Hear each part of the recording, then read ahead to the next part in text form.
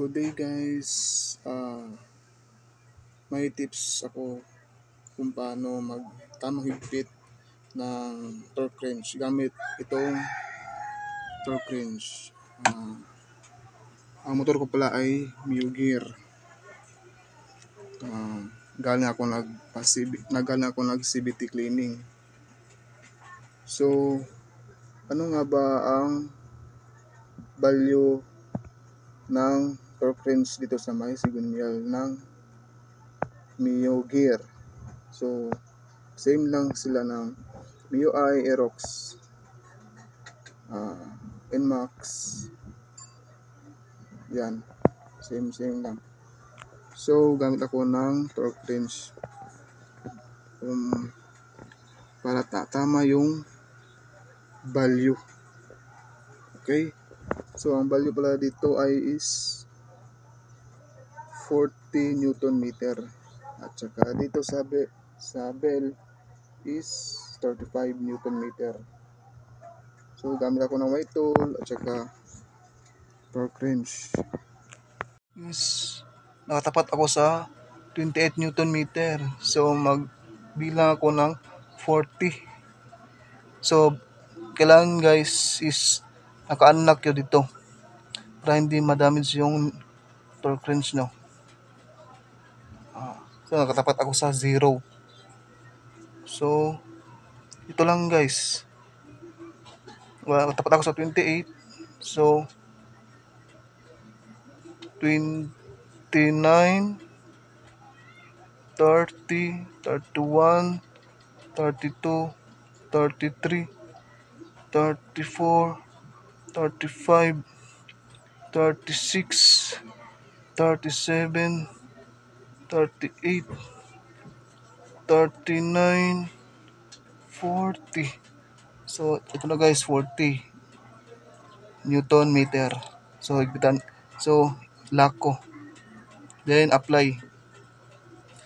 Then yung guys, mapapansin nyo yung tatlong click lang, automatic mag-click ito.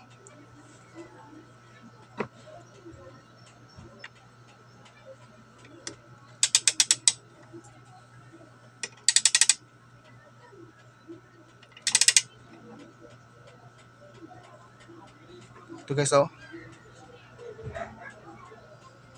Isa, dalawa, tatlo. So yun lang, 40 Newton meter.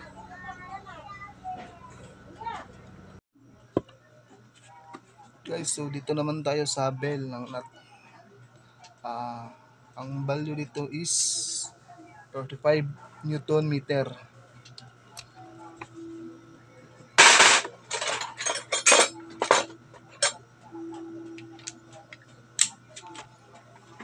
Guys, ang bala pala dito is 24 mm, and then dito is 17 mm, tapos na tayo dito. So dito na tayo ulit. And then tips lang guys, dapat may special tools kayo gaya nito, white tool. Then nag-extension lang ako ng ini tubo, like ini tubo. Ayo, pwede yung light tubo para at least mataas yung clearance ng white tool nyo.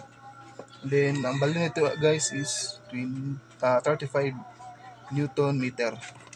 So guys, ito para may tips kayo. So unlock nyo. So balik kayo sa 28.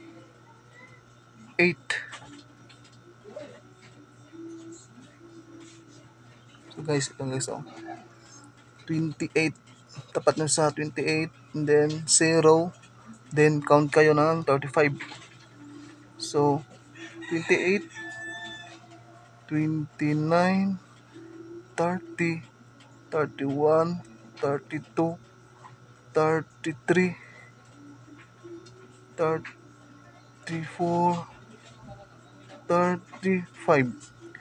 Ito lang guys, nakatapat siya sa 8 and 0. So, lock. And then, apply natin.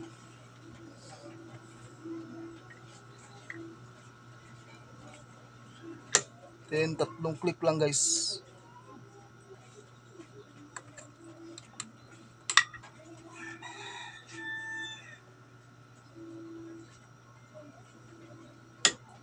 Isa, dalawa, tatlo. Yun lang.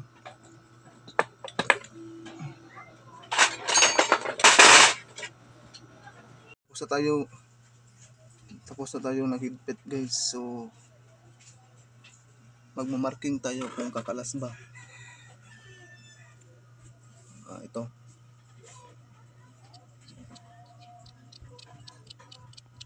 Lagyan ko ng marking.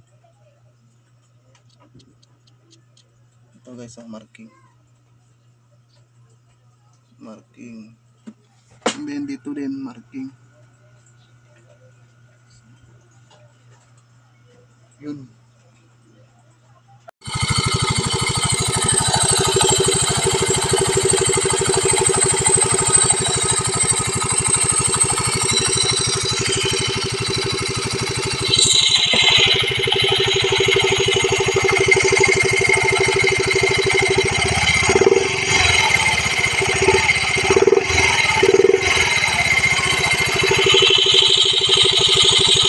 Guys, check natin yung marking.